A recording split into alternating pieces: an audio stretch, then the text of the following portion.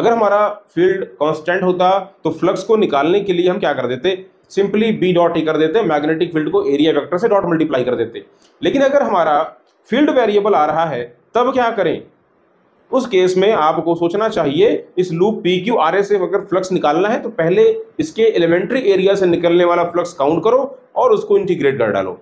चलो मान लेते हैं कि भाई इस लूप की जो डिस्टेंस है इस वायर से वो है स्मॉल ए, और लूप की जो हर एक साइड है, इसकी हर एक साइड की जो लंबाई है वो कैपिटल एल है, मतलब ये स्क्वायर की शेप में, ऐसा मान चलो। मैं चूज करने जा रहा हूं एक एलिमेंट्री स्ट्रिप एक्स की डिस्टेंस पर वायर से।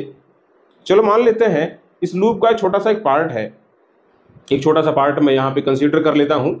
ये देखो इस तरीके से है, इस छोटे से पार्ट की अपनी कुछ चौड़ाई वगैरह चलो मान लेते हैं इसकी चौड़ाई है डी एक्स। आप देख लो, ये मैं इसको डी एक्स एज्यूम कर रहा हूँ, ये जो आपको दिखाई पड़ रहा है ये है ना। ये छोटा सा हमने यहाँ पे एक लूप लिया जो कि फिलहाल रेक्टेंगल के शेप में है।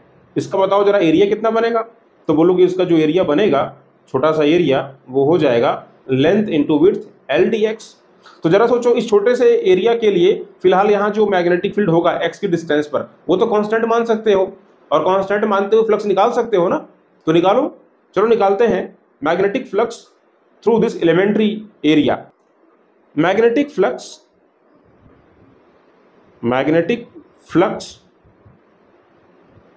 linked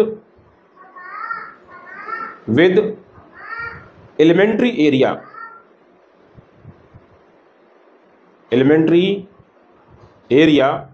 dA।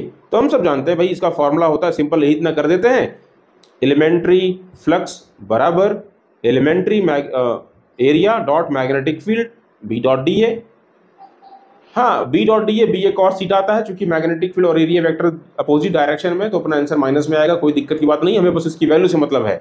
अगर मैं यहाँ पर टोटल फ्लक्स निकालूं, net flux, net magnetic flux, तो भाई लिखा जाना चाहिए नेट मैग्नेटिक जो फ्लक्स होगा वो इस एलिमेंट्री फ्लक्स का इंटीग्रल होगा, integral B dot D A, है ना भाई, सही बात है, लिखे इसको।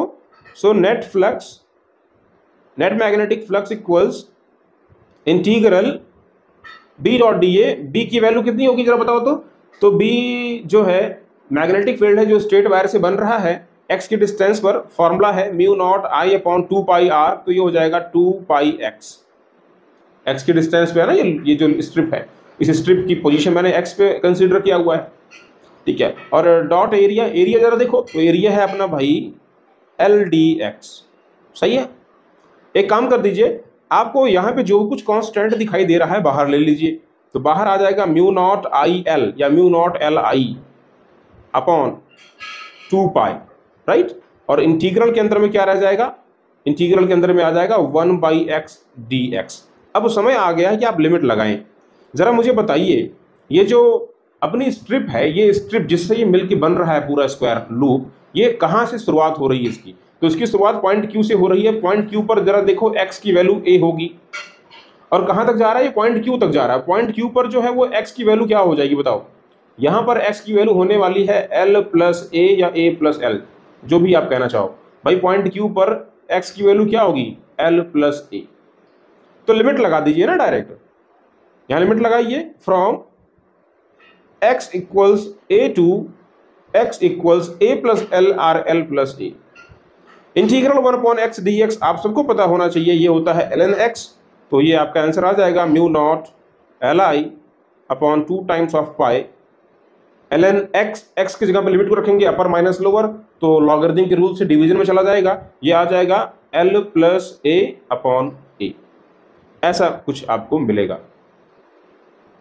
ऐसा कुछ आपको मिलेगा। यही है नेट मैग्नेटिक फ्लक्स जो इस स्क्वायर लूप से अटैच हो रहा है। याद रखिए इस बात को, याद रखिए इस बात।